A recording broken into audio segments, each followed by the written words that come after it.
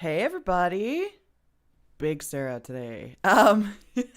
Welcome to the Lord of the Rings Adventure Card Game stream. I'm Sarah. I am your community manager. Today is October 13th, which, you know what that means? We're just a few days shy of DLC. Adventure mode, UI changes, all the fun stuff. It's coming. Get excited. Today is going to be a little different of a stream.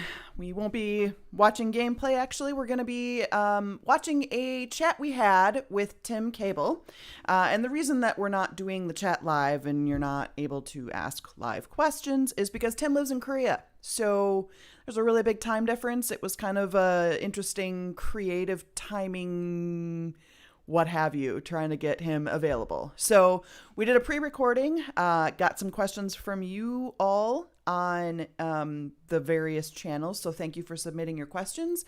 And then we just fired away. So I'm still going to be here. I'll still be behind the scenes. I'll pop in if you guys have any questions. It's still interactive. It's just we wanted to get this information to you in the best possible way. And this was it. So I'm trying to think if there's any more announcements. I don't think I have any.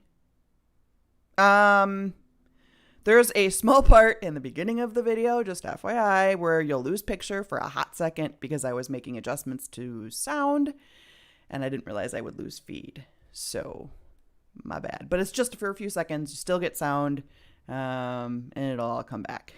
So, I think with that, I will do my thing here.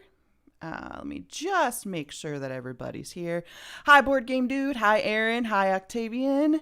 Welcome, all of my usual friends. All right, let's get this going. And if my live face, as you can see, look a little different. It'll be up in that corner there. So if you have questions or something, I can pop in and answer them or whatever. I'm here. I'm here for you. I'm not abandoning you. I'm just playing you a video of really good tidbits. So with that,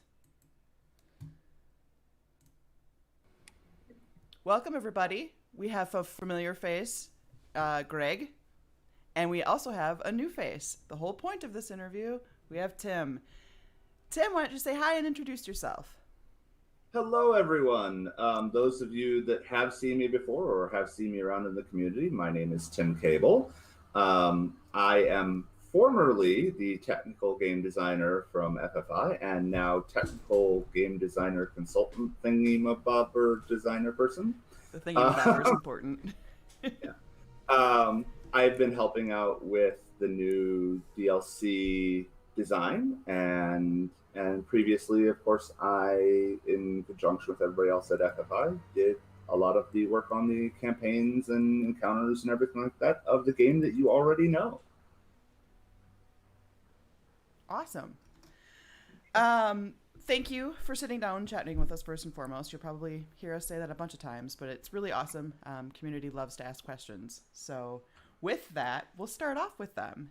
We got quite a few people from all different walks of life in our social community. So we'll get started with the first one from Facebook by Hayden Matchett. His question is, how is the UI card frame redesigns going? Well, that is definitely a question that I have very little on, so I'm going to pass that one to Greg. Yeah, UI card designs, that's in the first quarter of next year, so it's not going at all for the most part. Once we get this new thing out the door, which should be out this next Friday, then we can focus on, kind of what comes next, and certainly the first quarter. But yeah, that's pushed off to first quarter for sure. Similarly related question from a Bumbleroot Crumblebee. Love that name. How big is the design team, and how's everyone doing with the roadmap? On track, excited for new additions? Question mark. Well, I can say there that I am a team of myself because I'm in Korea at the moment. So Greg would have more information on what the rest of the team looks like. Yeah, it's just for this adventure. It's just me and Tim and I. What was the second part of your question? Is it on track, and are you excited for new additions, etc.? Oh yeah, we're certainly on track. More Are you so. excited, Tim? I, to be honest, I'm really, really happy to see more content get added to the game.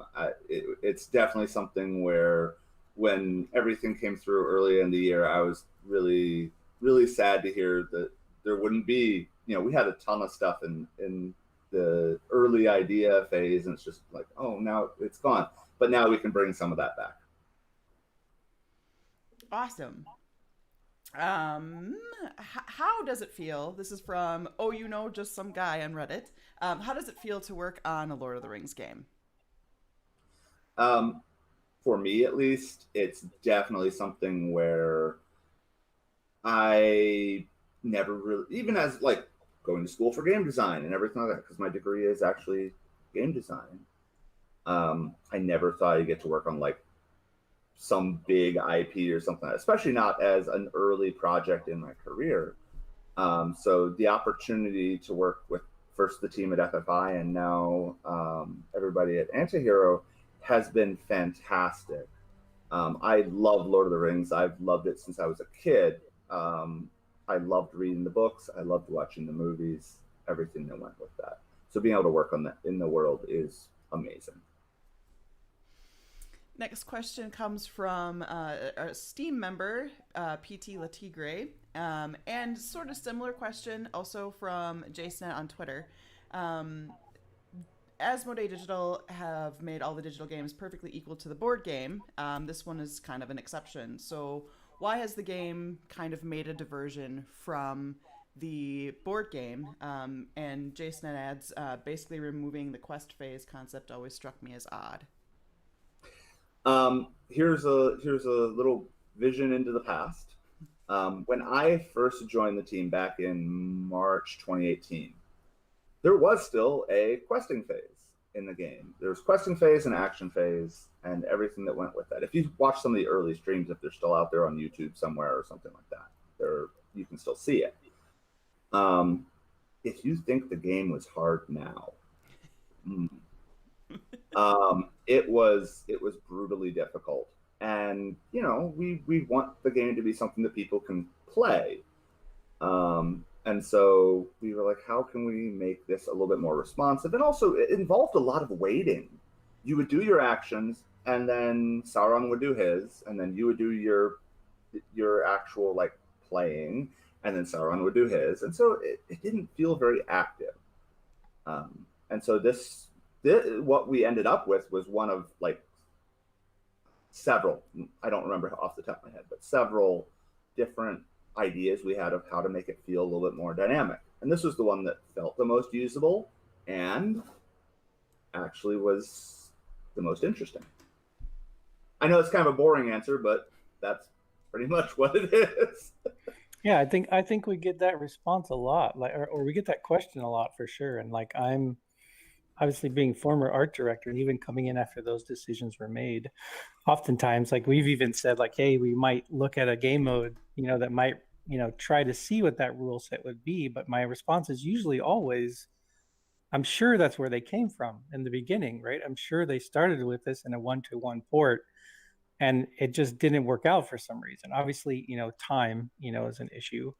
But yeah, what was there a lot of communication with the community early on about those decisions, and was there pushback then, or this was really once you guys came out? It was definitely a thing where the community saw what we were working on. And our streams. Some of the people watching the stream were probably on some of those early streams.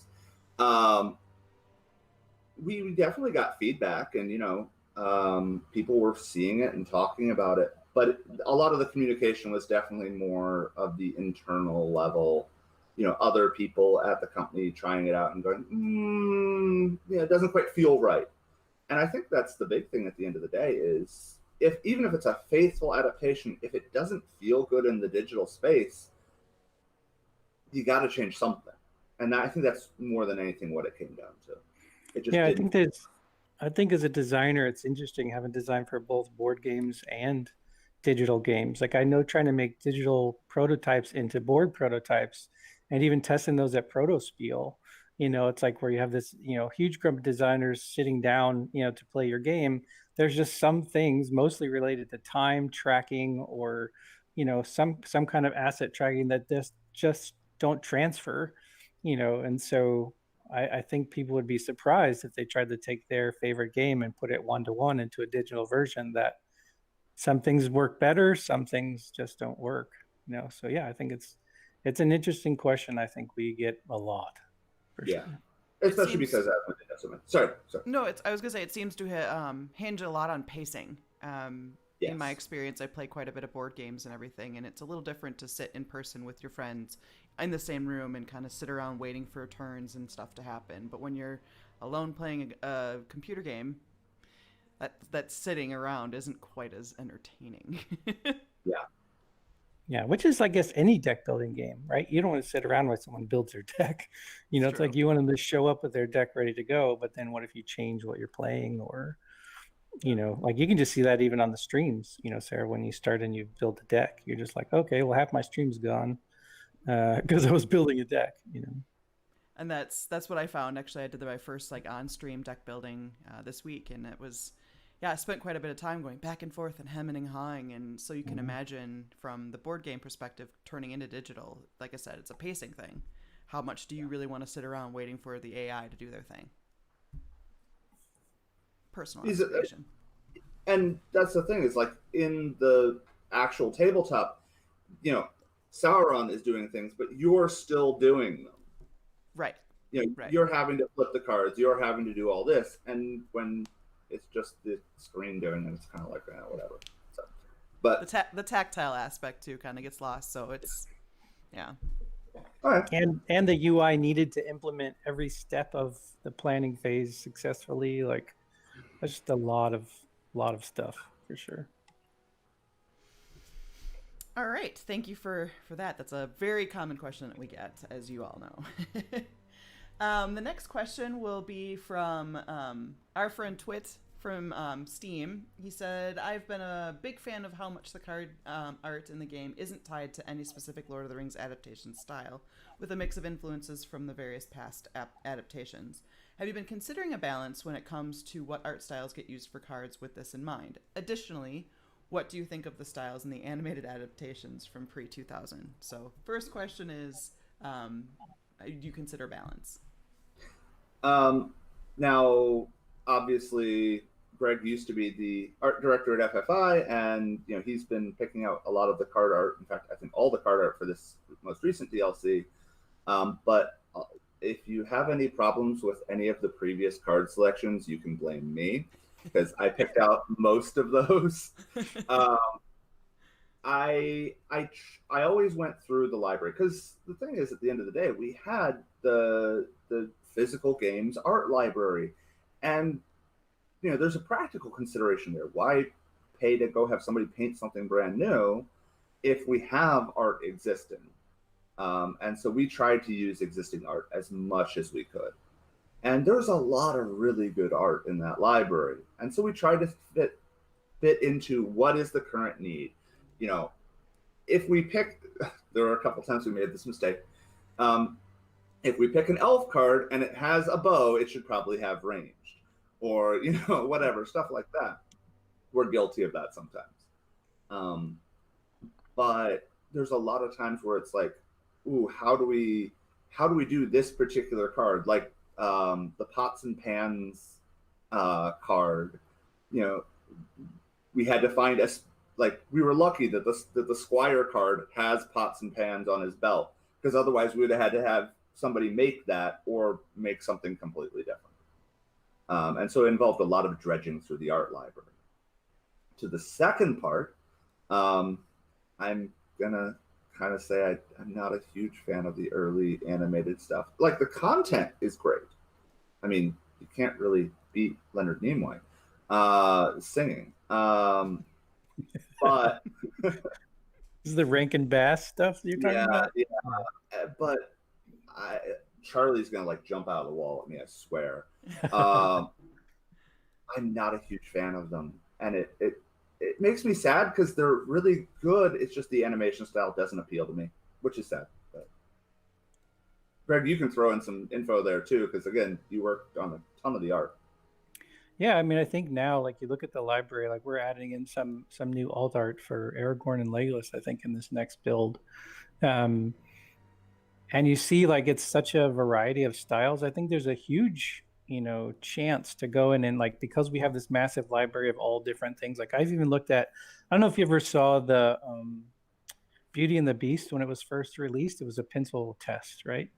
And so I kind of think of those ideas where you see some of this early in progress work from these cards, where the artist maybe did a sketch that's super cool that you could throw in as alt art, in a game that, again, if you're typically directing an art game, like everything must be consistent, right?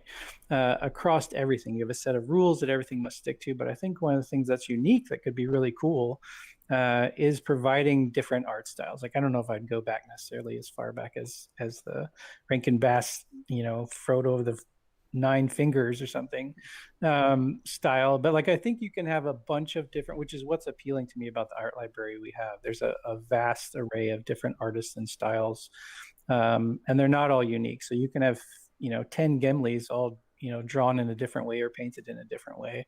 And as alt art, like it's your choice to be able to customize them. Like I think even some of the more polished work, like the Magalis, it has a certain look to it. But then, I almost prefer some of the more rough stuff, that's in the folders. So hopefully we'll be getting some of that stuff out. It takes a little bit of work to get it sized for the game and cut on top of all the other stuff that we're doing. But I think that's a great aspect of the game. I think that was super awesome that the team put that in to begin with. The ability to customize the art on your card is super cool.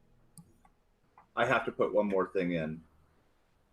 Honestly, the thing that took the single most amount of time on like campaign 1 and 2 was cutting all of the card art. Yeah, it's pretty brutal because you have to like position it. Even after you cut it, you have to position it in the cameo and in the card. Like, yeah, so it's a bit of a brute force process. And there's a couple cards to deal with. Just a couple. Yeah. That's part of the frame redesign. Your first question, why we haven't started it yet? Because when we redesign the frames, all 600 and some cards, all the art has to be recut. And so, yeah, it's not a small undertaking. I do not envy you that. And I think that's something that maybe most people don't realize has to happen. Like, well, just swap it, right? It's that simple, and it's just really not. Nope. Next question also comes from PT Latigre. A bit longer, but I want to make sure I get the spirit of his question. He's not a fan of the 2 or 3 color cards that need those number of matching heroes to be included in the deck, as he thinks that's not a very good. The cards aren't good enough to justify that. But most importantly, with this system, there's a strong limit to the deck building. What I like is to link some cards to a specific hero, but a step up would be to not limit deck building at all. But he would like to see a road instead of dual or triple hero color match. Do you plan to remove those restrictions to give free roam at players to explore more creative solutions? Or will there be more limiting deck building cards in the future, which he hopes not?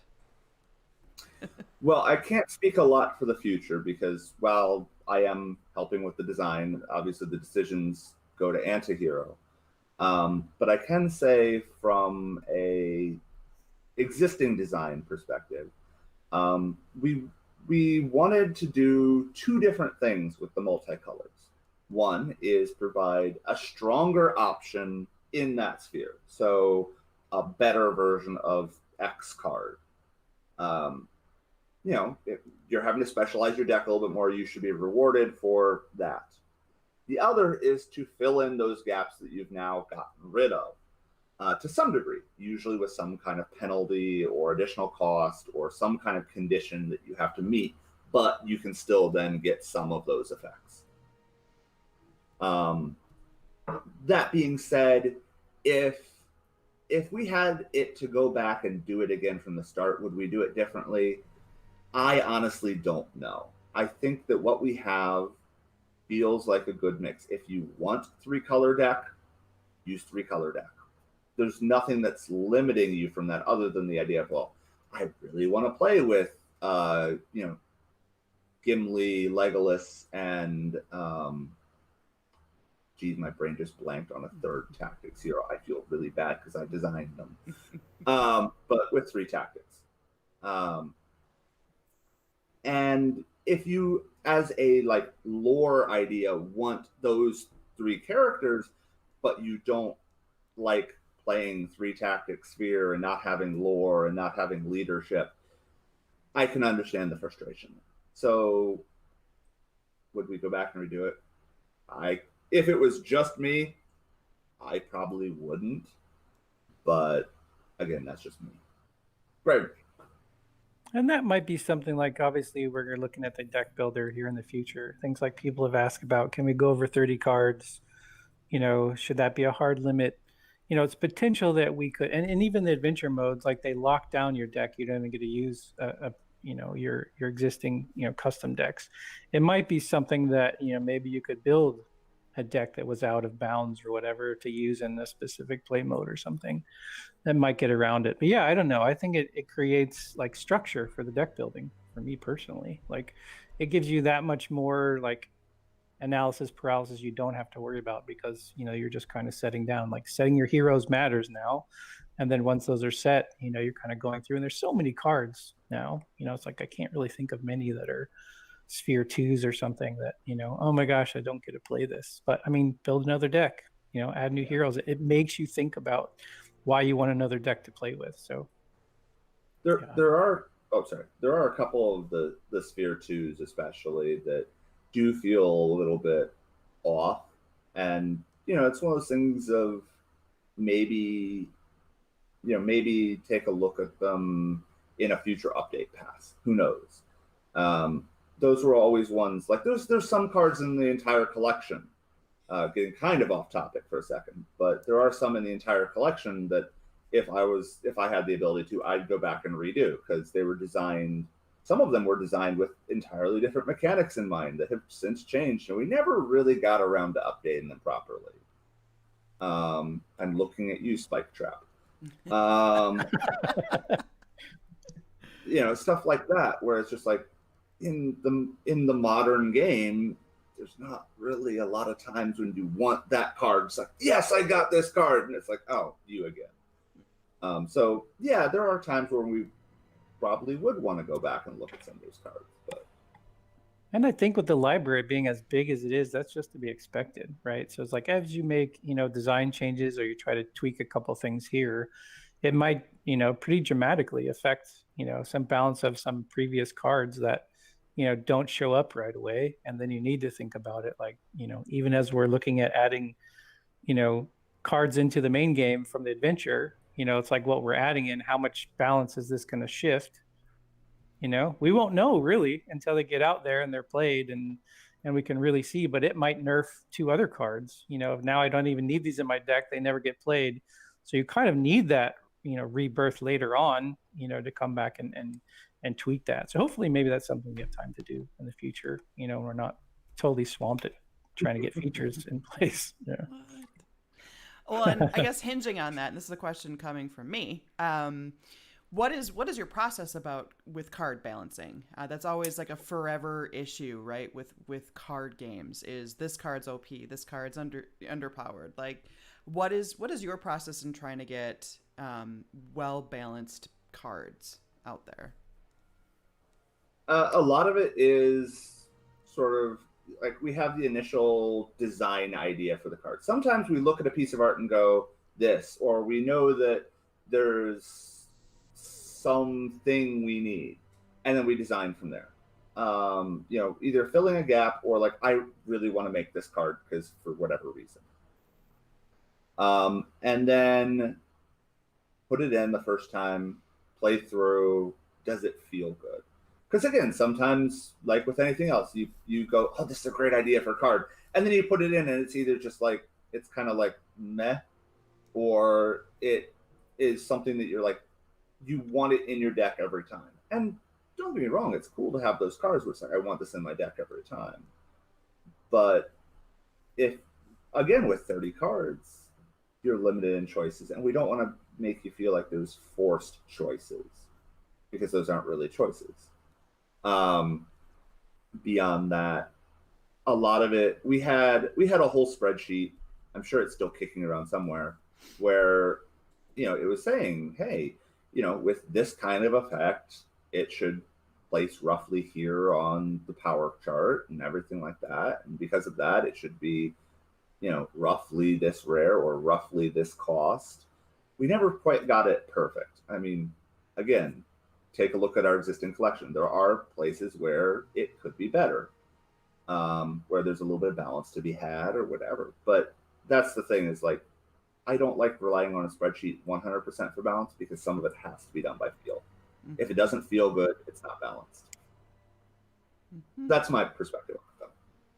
Yeah, I think even the new design, like playing through the original, most of the obviously most of the card designs you put forward, like they worked. Even then, like you're seeing how they work in relation to other mechanics that may not be in the card play. It could be narrative based, or it could be reward based. Specifically, you're going to use this card in this specific instance.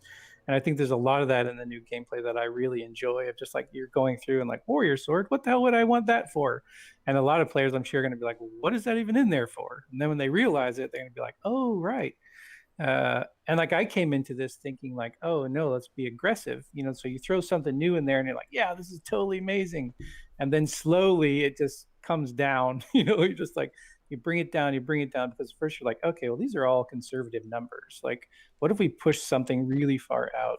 But I think it comes more in how the card is played and when it is played and when it's unique to that, experience. That's what you're really trying to get. And I think that, those numbers stay pretty close for that reason. It's like, you don't want anything that's like a super buff guy, because that probably means that they're not useful in, multiple ways, but when you think, can it be used in 2 or 3 ways? To me, that's the perfect design space for that card, of like, oh, this is a perfect place, and again, it comes back to those deck building limits, that you can't just use all those perfect cards together. You have to think like, oh, okay, now make it a sphere 2, and bam, that just got perfect. So Yeah. I definitely agree with that. You have to play it, you have to put it in the rotation that it's going to be played in. And luckily for me, like I'm coming in on adventures, so it's a closed space, so it's a lot easier, to work within the 75 cards or so that we have right now rotation. Yeah, when you have to consider, oh, okay, well, the player could come in with a purely tactics deck, and they still have to be able to at least complete it. Maybe not complete it well, but they should be able to complete it, versus a pure spirit deck, because that's one big thing when we're considering balance, is we have to consider, are they running a balance deck? Are they running a pure deck? Are they running in co-op? Because co-op completely throws a lot of the balance out the window. We had to redo a ton of behavior for co-op. And we still planned for co-op from the beginning, and we still had to go back and redo a bunch of it, because until it was in the game and we were poking with it, you can't really predict accurately best laid plans and all that wonderfulness. Yeah, I mean, to balance 3 heroes, versus like even now we've been balancing 1 hero, right? In the new adventure, you can deal with less than 3 heroes often. Like 6 heroes, now balance the same play experience for 6 heroes. Yeah, it's a lot. I'd like to personally thank you for Starbroach. That card used to be a lot different. It's pretty good now, but it used to be quite different. In what way? Just personal curiosity. The old Stalwart was quite interesting, because the way it used to work was that if you were attacked, you exhausted. Ah. So the old Stalwart made it so that if you were attacked, you weren't exhausted.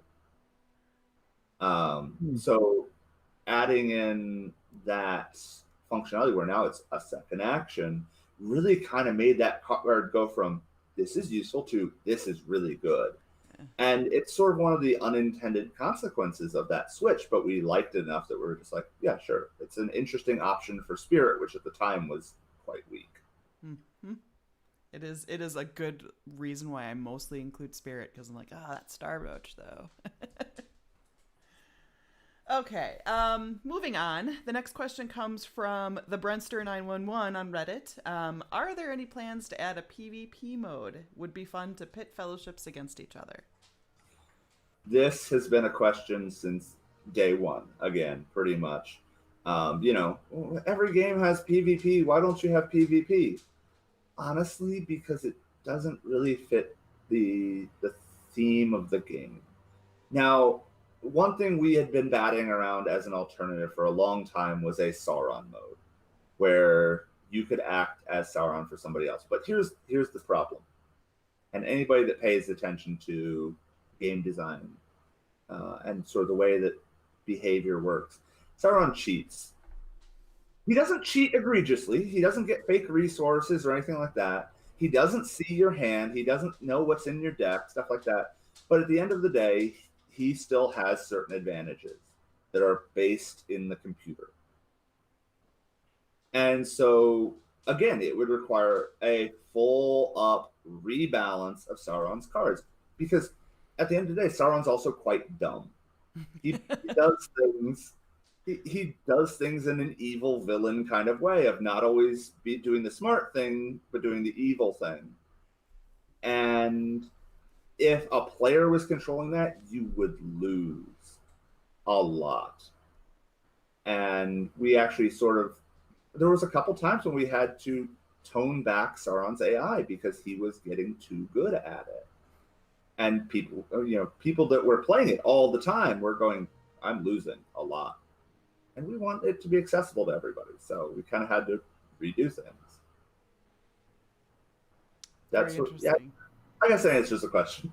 Yeah, it absolutely does. That's I guess there's always the hinges on, and comes up frequently is Evil Storm. I think that came up in Discord actually upon announcement of us doing this interview. So yeah, that's always been the perpetual evil card.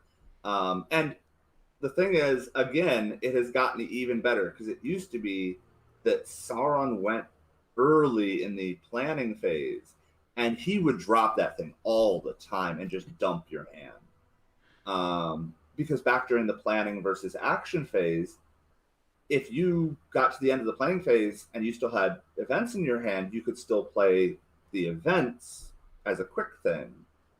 But he would dump your hand. He would dump your events so often that you never really got to. And that, again, that's another one of those cards that sort of has a weird carryover now with the way that cards work and your hand works and everything like that. We had talked a bunch of times about redesigning that card, but we never really got around to it. It's evil, but aptly named. Yeah. Okay, so the next question also comes from PT Latigre. The deck building aspect of the game is crucial to them, but to a lot of people in the community, I know. I find the interface and filter not working well, as it's frustrating to find specific cards or types or something to build a synergy. Have you considered the idea of creating a better and more complex card filter like the one in Magic? Or deck and including deck codes, which I know has been a frequent thing. So we have the Rings DB. So is there any plans, or have you thought about, or has there been discussions on being able to sort of copy a code from the game and switch it into a database and vice versa? This is another one that goes way back. Pretty much from the word go, we've been asked about that, and it's definitely something that the deck codes. It's definitely something that we had been asked about, and it's something that there was interest in, but with everything else we were working on at every given point, it just never became a priority. So I imagine, like, even from like Greg's perspective, it would still be something that there would be an interest in that, but it's just one of those things that it takes development time, and especially now where it's a very small group working on the current updates, what doesn't get done to do that? Yeah, I mean, I think it's definitely on our radar, right? So like definitely because the deck code is something that, now you have to go to DexDB, you have to look in there, you have to go in and build your own deck to replicate that, and we've even thought, like, you get pre-built decks, right? Could we take, a set of those, just as a stand-in, like, hey, we can just pre-populate it when we ship an update, and here these decks are, but then your, custom deck build gets humongous. Every deck that's in there now is a deck code, and you just find the deck code, and you select that deck. So it's kind of a short term, but obviously that's not flexible. If we release new content that has new cards, none of those are going to be in there. So we're always one step behind. But I think it's definitely, something that we're looking at, like an overhaul of the deck builder. Like you'll see now the UI has been totally overhauled, but the deck builder is still the same, just because it is such an intricate system to rework. Like it's just been too much for us, up to this point. But I think it ties into the question of, do we lock things at 30 cards? What do we allow people to do? Where do they get those deck codes? But for us, it's stabilizing the product, getting the user base back up to where it needs to be. And then we can talk about, kind of these, end of life cycle or mature life cycle features that you're coming back and tweaking something that's already there. You're just, making it work better, versus like we still have broken stuff and things that totally don't make sense that, we need to get squared away first. But I think it's definitely there on our list. But like Tim says, like small team, we have to pick our battles right now. So. For sure. And I guess the first part of the question too is, can you talk about the deck building interface and the filters kind of being the way they are and that kind of stuff? I can't speak to current planning, all that stuff, but I can speak to the past. A lot of that was considerations that had to be made for console port. It's having anything that's a typed filter, everything like that. I mean, it can be done on a console, but it's incredibly clunky to do that. So, wanting to make it easily accessible, having the buttons on that left panel, everything like that, that was sort of seen as a reasonable compromise, I guess would be the best way to put it, of functionality versus still usable for everybody. And especially you look at something like the Switch, where the UI is even harder because relatively small screen. I mean, again, Greg can speak to that a lot more than I can, though. Yep. Yeah, I mean, you're putting a game that was designed for PC, and it's a card game with text, onto different platforms that, it's not just a one-to-one switch, right? You have controller issues, you have moving through, like tabbing through the different things. That same problem with the chat functionality, like you have no keyboard. So how do you then chat? So you're trying to keep it as, universal as you can. But at the same time, like you're here to improve the systems, right? So just because you port it to Switch, it doesn't mean your deck building can suck, because it's a deck building game, right? So I think there's a lot of things like filters and stuff that we just need to look at redesigning, exactly how the interface will work for that, especially with the new UI, how it fits, into the new UI, and you're picking cards for your deck. But filters are always going to be an issue, because we have so many things you can filter off. Certainly a type filter would be fantastic, but, I don't know. There's definitely smarter ways to do it, but it's going to take some serious thinking, and effort to get it done. But yeah, we hear you. Go ahead. There was a talk a while back about doing like a tagging system, and tagging cards as like heal or well, we already have an ally filter, but like being able to narrow down the tagging a little bit. But even that became an issue, because how do you enter that into the search filter on console again and everything like that? So again, thankfully, one of those problems that I don't have to worry about. Yeah. Sounds like a Greg problem to Tim. Yeah. This is like a Google problem. We just need to have them come in and figure out some fancy search something. But yeah, it's on the radar for sure. I haven't played Magic online yet, so honestly, I haven't seen a decent deck building, system implemented. But we should probably look around and see. Like, I've looked around for card designs for sure, but haven't really looked at the newest deck building systems and see what filters they have. But yeah, we'll take a look at it for sure. The next question comes from Bobble from Steam. Says, I'm super excited that development will continue on this game. Sad to hear that the new adventure mode is single player. The best, most unique aspect of this game is the fact that it's co-op. Is there any chance that adventure mode will get co-op mode down the line? Which I guess is more of a question for Greg, but I'll let Tim can answer it, I'm sure. I can probably take a good crack at it, and then Greg can fill in. I can say that the adventure mode was specifically designed as single player because it allows us to do a lot of stuff that we can't do in the normal game. Some really overpowered combos, but then balanced with the way the AI behaves to create something that feels really good. If we were going to make that co-op, it would have to be designed as a co-op adventure. Now, again, this is just me, but down the road, maybe some kind of co-op adventure. But I would say unless it was specifically designed as a co-op one, it would be a pile of work to make it workable for co-op. Yeah, I think that's the exact answer, right? So being a new team, right? Obviously, we didn't even have Tim when we first started this, right? So, that wasn't even I guess a feather in our cap when we first started. So it was a couple of things, I think. Make sure we don't bite off more than we can chew, right? Make sure that we can fit in, like I've said before, the design space is so large right now. When you try to just wait in there and start throwing new cards into the pile, you have to consider a lot of things that are outside, the space of what you're looking in. And I think for me, like coming back to this, just as a product, not being involved in the original team that got it off the ground, I think even through all the work that we did, we missed a segment of the market. It's like we missed a segment.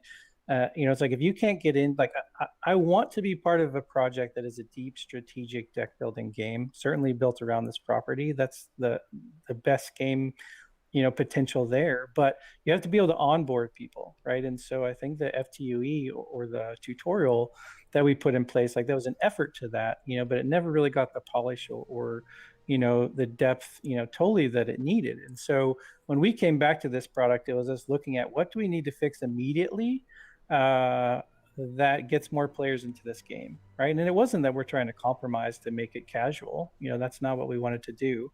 But we had to come up with something that could onboard players who didn't come from the card game into the deep deck building. It's like, because once you understand that, then you get into why the game is so good. But most players, like they would play through the tutorial and we can see the fall off curve, right? So they play the tutorial, most of them don't even make it through the first tutorial, let alone the fifth one. And we lose all the players even before they even understand what's so awesome about the game, right? So when we looked at it, we knew we had to come up with something that was more lore based, certainly away from the stories we were creating and back towards the books, and something that could appeal, to maybe a wider audience, but bring them into the game, right? And so this is kind of a middle space for us, one that we can do and accomplish in the time frame that we need to, and two that we feel can maybe not appeal as much as it could to our core players, but new players turning into core players is what our core players want. They want multiplayer partners, right? And so it's our job to make sure that happens. So I think this is a compromise. And there's also things that I wanted to see in the game that I certainly wouldn't have put into the main game without testing them here first, through several things. So it's kind of our test bed, our story mode, that we had to kind of, figure out how we're going to do that. Like if we're going to go forward and do the Hobbit, like we need to figure out a way besides combat that this game is going to be interesting. And so we have to be testing those mechanics in kind of a closed space. And this is the perfect space for that, in my opinion. So I know we've heard a lot, like people were disappointed, hey, we haven't got new content since December of last year. Where's the multiplayer stuff? It's like, we know, we love co-op. Like, I'm with you. But there's other things that we have to get fixed first. And Tim was right. Like it's a complexity thing too. Like now that we have our feet wet a little bit through this first one, and Tim's been a huge part of that, helping us onboard and understanding what it takes. I don't know, maybe I'm even more intimidated now after seeing the amount of design space just in this little space that we've enclosed on our own. Yeah, but I mean, it's a risk for us too, right? So coming previously from Call of Duty, I used to work on Call of Duty as an animation director, and it was constantly asked that we spend 3 years making this story campaign, right? Linear campaign that you play through, and everyone plays multiplayer. So why do we even make this story campaign? And we spend all this effort putting all this, work into this part that people fly through and beat in 8 hours, and then they're off playing multiplayer. But the minute you talk about taking that out of the game, like that is the game for most people. That's like onboarding them into the multiplayer, right? And then once they get through it, it's an experience they went through, and now they're off to the multiplayer forever. And so maybe I'm seeing it through that kind of a lens. Of we have to be able to get this back a little bit more lore based, and to appeal to a wider audience. But it's a funnel. Like the whole idea is to capture those players. You don't have to build a deck. You build a deck right through as you're playing through the new draft mechanics. And so it takes away a little bit of that sting. And then once we hook them, then they're in, right? And then they can see the deeper gameplay. Maybe it works. Maybe it totally bombs and people are like, this sucks. Go back to making encounters and campaigns. And hopefully now we're at the point where we can do that. But hopefully they'll also see an alternative space where, we come out with, a few of these a year and they really enjoy them and learn something they didn't know. Like it's not going to focus on what the movies did. We're going to pick these other stories that are super interesting to us that, are within the license. But, like Helms Deep was the first thing I thought of that we would make. Let's make a co-op Helms Deep. But like when you think about that, like it has to be different than anything that's in the game right now. And it has to be massive, but it's like the things that we want to do to lead up to that. What stories lead into Helms Deep? What is the, thoughts that we can put behind it? Can we tie that into these development chains? And so that's how we got to where we're at now. So Fields of Ison is directly before Helms Deep, and the decisions that were made by those, the Rohirrim that were there and what they did led directly to, how they had a chance to even win at Helms Deep. So will most players see it? Probably not, but there's layers like that we're thinking. But we're hoping it works. I don't know. We'll know Friday next week. We'll know pretty soon what people think. But Probably yeah, pretty we hear shortly you. after drop. Yes. Yeah, we hear you. We know you want multiplayer stuff. Yeah, but that's where we're coming from. So. Next question is from Engage on Steam. Which of the play modes do you like designing for best and why? I have to say, I've really, really enjoyed working on the new adventure because it is different. The idea of making an incredibly long, an incredibly long thing with like these save point things along the way and everything like that. It's something that in our original tools we couldn't have done. We could not have set this up in the original stuff. Don't get me wrong; the regular campaigns are a lot of fun because you get a lot of flexibility. You're adding a ton of cards to the game, everything like that. Encounters are great because they're you can be a little bit more evil dungeon master kind of. Like I'm going to do this because I kind of want you to lose, but not really lose. There's a lot of that there that I really enjoy, but the adventures are definitely a new space to sort of stretch the legs a little bit. He also asks, going forward, which mode do you think has the most potential for wider creative possibilities, mechanics, and design ideas? Well, as far as just like let's go crazy with an idea, adventures probably going to be where it's at because it is a contained space. Like Greg was talking about earlier, the game already has a ton of design complexity.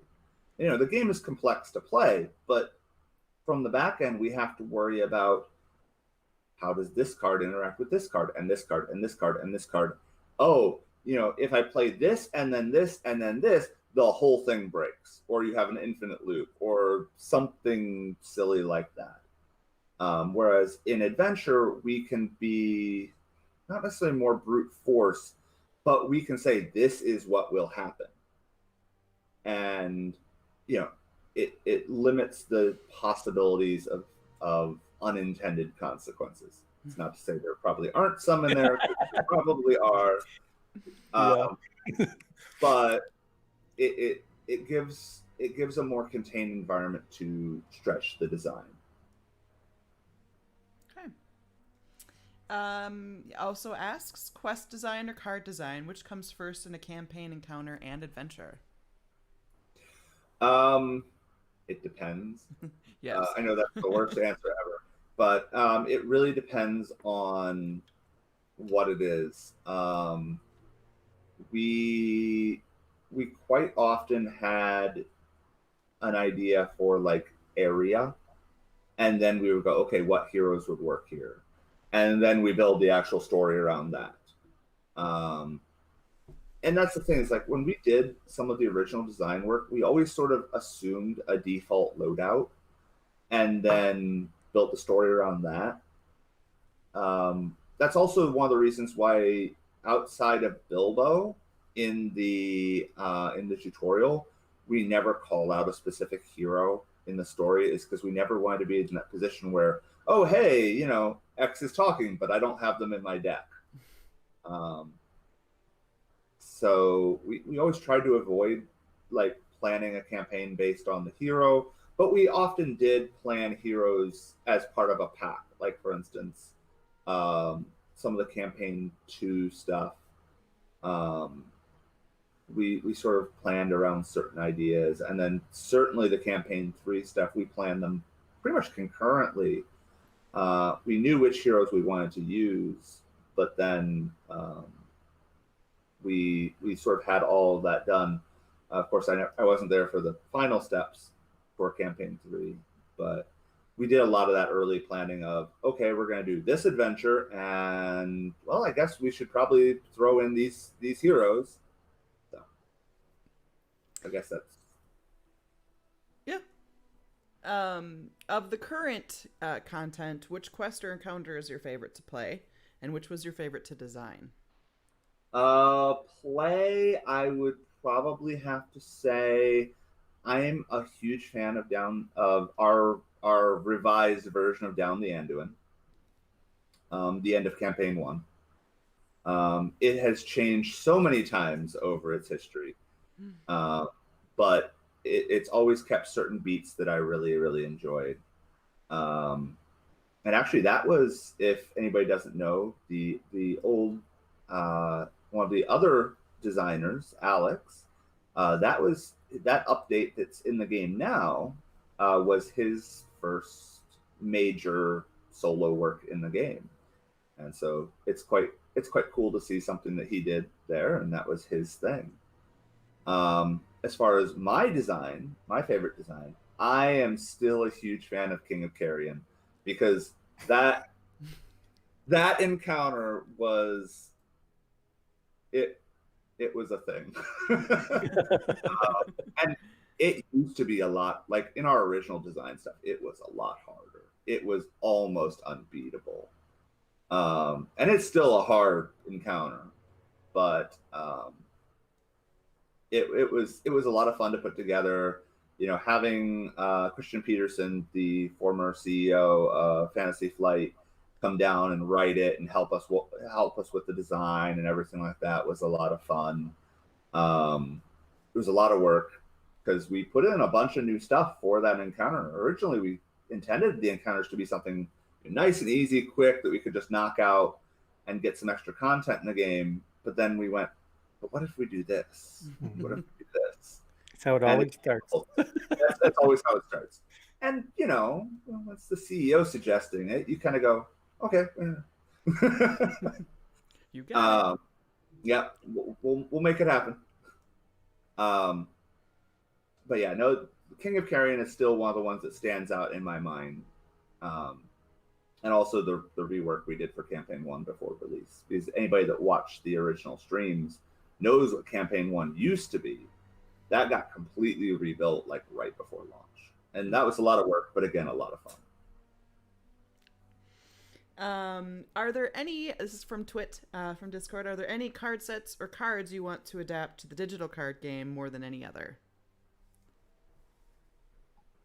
I would love to do the Outlands tag, but only because it would make people freak out. Beyond that, there's a bunch of cards that, like, I was very fortunate in that I had a lot of access to Caleb early on in my time at FFI, and be able to talk to him and get feedback from him and everything like that. That made a huge difference to sort of the way that I looked at the design for the game. There were a couple things where he was like, "Hey, you know, this might work really well for you, or really you should avoid doing this." I'm trying to remember. There was one card in particular that he said. I'm trying to think. I think it was Test of Will. That was from before his time, but if he could change a card, you know, that kind of thing. I might be completely wrong, Caleb. If you're watching, I'm sorry. But yeah, that sort of thing. We're having access to stuff like that. Yeah, beyond that, I'm not really sure. That's fair. And No. Twit also asked some fun questions because they're asked all the time. His is Fredegar Boulder, best Hobbit or best character? I'm the one that put Freddy in. Because So there's your like, answer. we need a Hobbit, but we don't want to put the other Fellowship members in yet. And I'm like, we could put Rosie Cotton in. And in all seriousness, then that's how we got Fredegar. Because I mean, at the end of the day, if you look through, like, if you go to Hall of Bjorn or any of the other art repositories of the card game, there's not that many Hobbit cards outside of the main characters, which makes sense because it's not really about the Shire. But it did make making Hobbit heroes an absolute pain, particularly when you start searching for alt art. It was an absolute nightmare. But yeah, overall, I like Fredegar. I think he's kind of the unsung fifth Hobbit. But yeah, that's just me. That's also why he got Protect. Mm-hmm. That's interesting. That's an interesting little tidbit. And now you know. So I think for a nice rounded final question, who is your favorite hero in the game? Ooh. Mm-hmm. Yeah, right? They asked me that last week. Yeah. Considering I designed most of them, that's like asking me to pick my favorite child. Thankfully, I only have one, so that's an easy answer there. But that's actually the analogy I used when this was asked of Greg too. It's like picking a favorite child. Yeah. It's even more so for me. Yep.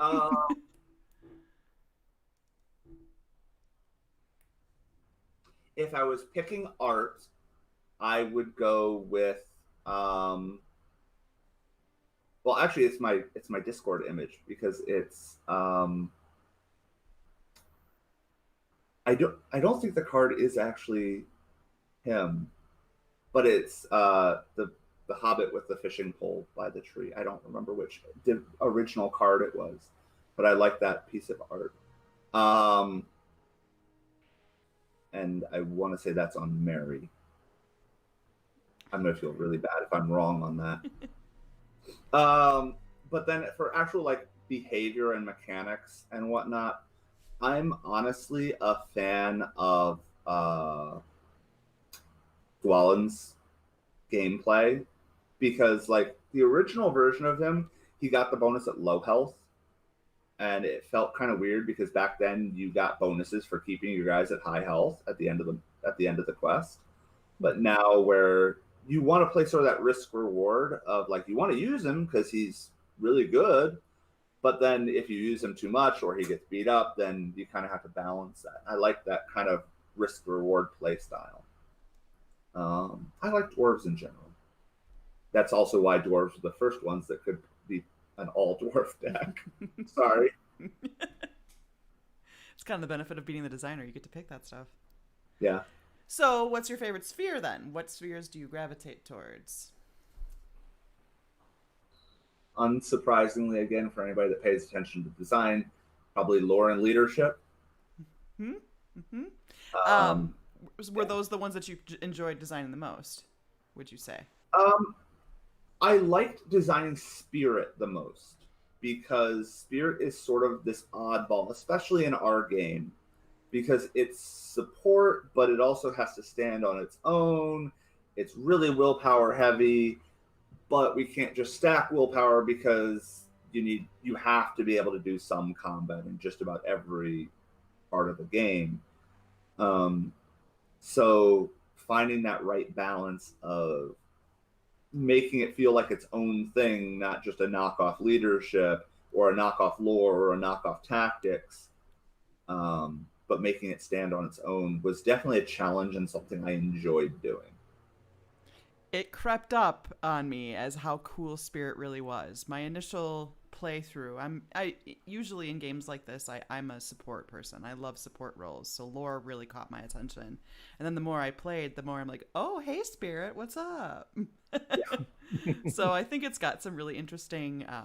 I like to use the word clutch with both Spirit and Yeah. lore. There's just some really great moves you can make with them to completely save your behind.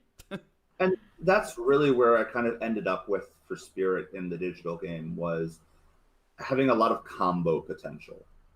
Where if you line it up right and you get the right cards at the right time, you can absolutely do anything. But it requires careful planning and everything like that. So, And I would say Monolore Spirit is probably, for me as somebody who's still learning the game, is probably the most viable in terms of doing stuff with them. yeah. And keeping the threat down and still having your willpower, still being able to fight. Like I think it's probably the most balanced, and if you're doing Monolore for sure. Like a Monolore tactics, you're probably gonna lose to threat. Yeah. And that was always this sort of interesting thing about having to have those restrictions in place. Kind of going back to an earlier question, was it forces you to make those choices of, do I go heavy attack and some healing, but then I'm not getting the readies, I'm not getting the threat reductions, everything like that. The deck building is honestly, at the end of the day, one of the most important things of the game, and it's something that not everybody pays a lot of attention to, but it's okay because everybody has different things they want out of the game. Mm-hmm. I think that's what makes it really, really kind of a neat aspect. Like if you want to focus on just getting in there and playing, there's a bunch of, you have the starter decks, there's the Rings DB site you can just go to and pick them. But I think for a lot of people, the deck building is the funnest part. Like once you build a deck and kind of play with, you're like, oh, okay, moving on. I, for one, have way more decks than any single girl needs because I just like playing with that aspect. And honestly, there's there there was a time I sadly haven't had as much time to play, although I have been uh, a little bit, but there's a certain appeal to just like putting something together and going, you know, I'm still a huge fan. I've been a huge fan of the Bjorn Aloft combo for a long time. I wanted to put an achievement in the game, and they wouldn't let me for Bjorn Aloft. But yeah, it was just one of those things. Well, that does take us to the hour. And I don't want to keep you much longer than that. You're a busy man. So thank you, Tim, so much for joining us. Not all a the way from problem. the other side of the world. Thank you for giving us your time. Greg, also, as always, thank you for your time. The community has lovingly called Greg and I Saramir and Gregolus, and I feel like it's appropriate to maybe refer to you, Tim, as Timley. It makes sense, Yeah, right? I'm okay with that. I'm okay with that. Yeah. I'd like to tell you that came off the top of my head, but I was thinking about that this afternoon. So anyway, yes, that I think that should do it. So thank you again for joining, and maybe we'll get to talk to you again another time when we have more stuff to talk about. I would be glad to. Thanks, guys.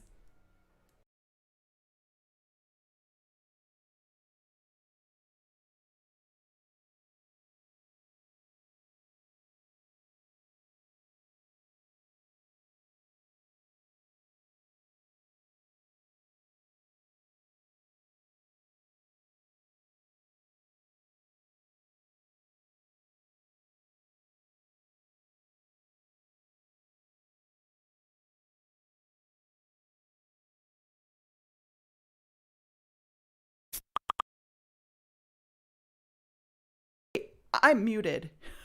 I'm so muted. Oh, that's embarrassing. Anyway, sorry guys. My whole point was, Tim, great individual. I really hope you guys enjoyed watching that interview. As always, you can see the passion in both these gentlemen of designing for a really great game. And I really hope that answered some of your questions and things kind of made sense. So thank you again for joining, everybody. Sorry about that mute. Amateur hour today. Amateur hour. Thursday, we're going to have a multiplayer session, so enjoy your Wednesday before we get to that. Also, again, get excited for Friday. So thanks, everybody, and we'll see you Thursday.